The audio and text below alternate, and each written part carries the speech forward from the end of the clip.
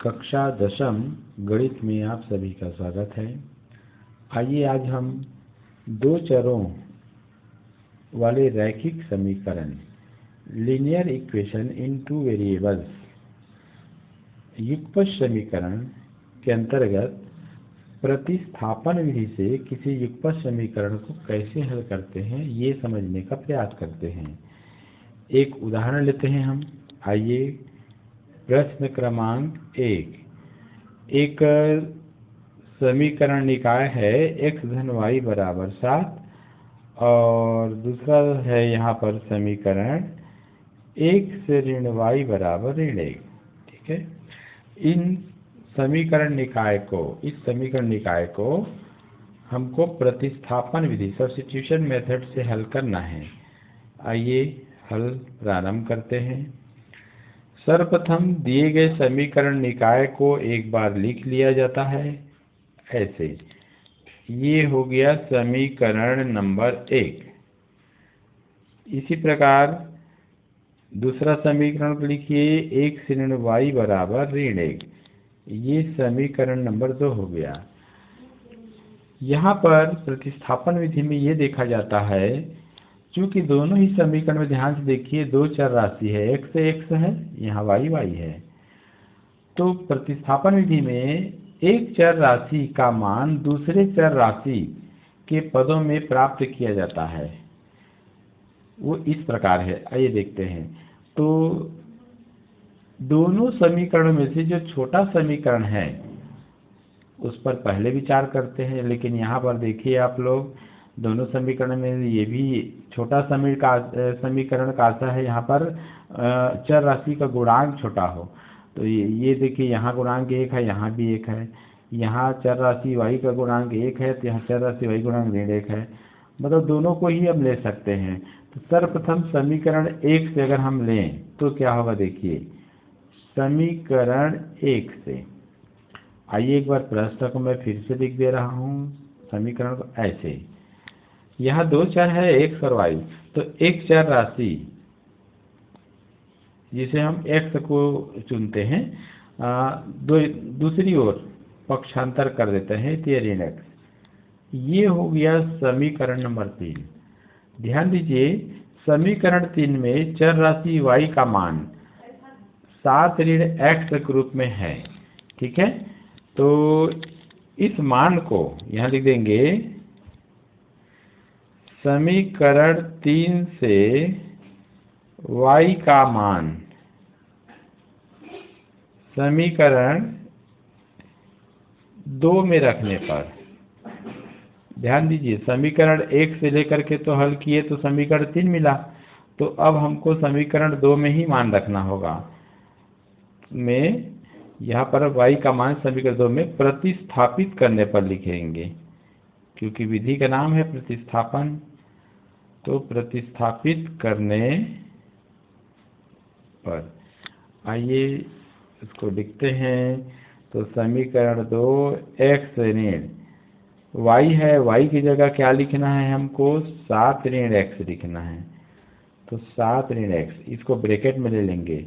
बाहर में ऋण चिन्ह होने से ब्रैकेट में लेना पड़ेगा, अन्यथा गलती का संभावना बढ़ जाएगा। तो बराबर यहाँ है ऋण 1। आइए हल करते हैं ब्रैकेट को। तो ये ऋण 7 हो जाएगा, ऋण और ऋण का गुणा धन हो जाएगा, बराबर ऋण 1। चिन्ह के हिसाब से इसको हल कर लेते हैं। जैसे यहाँ पर धन x है, धन x है तो जुड़ेगा तो धन 2x हो गया, ऋण 7 बराबर ऋण 1। समान पद को एक तरफ रखने के लिए हम ऋण 7 अचर पद को दाईं तरफ पक्षांतर कर देंगे तो ये धन 7 हो गया। यहाँ पर लिख सकते हैं आप पक्षांतरण से। ठीक है, आगे हल करेंगे। 2x बराबर 6 हो गया, तो x बराबर 6/2, तो x बराबर हो गया 3। देखिए एक चर राशि x का मान 3 प्राप्त हुआ। x बराबर 3 का मान समीकरण 3 मानने रहेंगे उसमें रखते हैं। यहाँ पर समीकरण 3 में रखने पर या प्रतिस्थापित करने पर, पुनः प्रतिस्थापित कर रहे हैं। प्रतिस्थापित करने पर आइए रखते हैं मान को। तो समीकरण 3 यहाँ पर क्या है, y बराबर 7 ऋण x है, तो x की जगह में क्या जाएगा 3। तो इस प्रकार y बराबर आ गया 4। आंसर लिख दीजिए। अतः समीकरण निकाय का हल x बराबर 3 व y बराबर 4 प्राप्त हुआ ऐसे। और यहाँ पर आंसर इस प्रकार से हो गया है ना। मान लीजिए हम प्रारंभ में समीकरण 1 को ना लेकर समीकरण को 2 को लिए रहते, तो यहाँ पर मैं आपको एक बार और इसको बना के बता देता हूँ ताकि विधि आप लोग को अच्छे समझ में आ जाए। तो यहाँ समीकरण 1 को ना लेकर के हम समीकरण 2 को ले लेते हैं। समीकरण 2 से, तो समीकरण 2 से लेंगे तो ये हो जाएगा, एक बार मैं प्रश्न लिख दे रहा हूँ, ये ऋण है, ठीक है।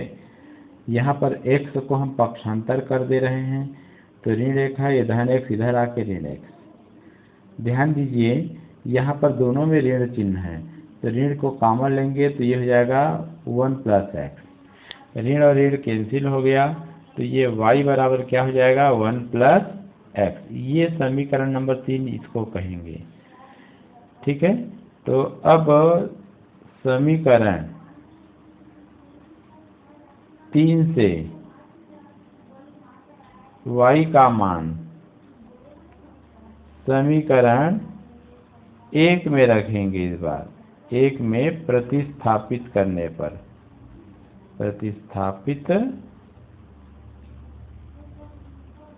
करने पर, चलो प्रतिस्थापित करते हैं जी। तो समीकरण 1 क्या है, यहाँ से आप लोग देखिए समीकरण 1 x धन y बराबर 7। तो एक बार मैं समीकरण को लिख दे रहा हूँ ऐसे। यहाँ पर y का मान क्या है 1 + x है, तो x को ऐसे लिखेंगे y यानी 1 धन x और ये बराबर 7। कोष्ठक हल कर लेते हैं, तो ये हो जाएगा 1 धन x बराबर 7। तो 1 और 1 ये 2x हो गया, समान चिन्ह होने से जुड़ गया, और धन 1 बराबर 7। अचर पद को दाईं तरफ और चर पद वाले जो इसमें है चर राशि वाले पद उसको बाईं तरफ लेते हैं। तो 2x को बाईं तरफ लेंगे और ये धन 1 है तो दाईं तरफ जाके ऋण 1। यहाँ पर आपने पक्षांतर किया है पक्षांतरण से, तो ये 2x बराबर कितना हो गया 6। तो x बराबर 6/2, 2 एकम 2 तिया। तो x का मान क्या मिला 3। देख सकते हैं पूर्व में भी x का मान 3 प्राप्त हुआ है, ठीक है। प्राप्त मान x बराबर 3 को समीकरण 3 में रखेंगे। 3 में रखने पर, प्रतिस्थापित करने पर भी बोल सकते हैं। तो समीकरण 3 है y बराबर 1 धन x, तो x की जगह क्या लिखेंगे 3। तो y बराबर 4। ये देखिए x का मान 3, y का मान 4। पूर्व में भी x का मान 3 आया है, y का मान क्या आया है 4। अतः अब उसका भी उत्तर क्या रहेगा, समीकरण निकाय का हल x बराबर 3 y बराबर 4 प्राप्त हुआ। आंसर ऐसे आप कर सकते हैं, ठीक है। ये है प्रतिस्थापन विधि से किसी 2 चर वाले रैखिक समीकरण को हल करना, ठीक है। आगे देखते हैं फिर।